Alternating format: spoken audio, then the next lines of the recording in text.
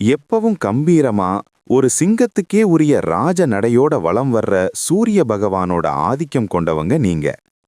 இந்த 2026 மார்ச் மாசம் உங்க ராசிக்கு ஒரு திருப்புமுனை மாசம்னே சொல்லலாம்.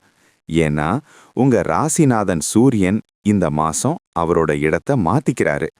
அதே சமயம் உங்க ராசியிலேயே கேது பகவான் உட்கார்ந்து சில மாற்றங்களை செய்ய போறாரு. 7ஆம் இடத்துல கிரகங்களோட ஒரு பெரிய கூட்டமே இருக்கிறதுனால இந்த மாசம் உங்க கூட்டுத் தொழில் மற்றும் குடும்ப வாழ்க்கையில என்ன நடக்க போகுதுன்னு பாப்போம்.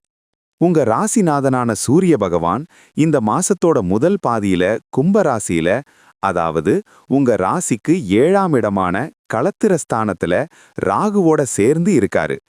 உங்க ராசிநாதனே உங்களுக்கு நேர் எதிரில இருக்கிறதுனால உடம்புல ஒரு விதமான சூடு சோர்வு இருக்கும். ராகுவோட சேர்ந்து இருக்கிறதுனால வீண்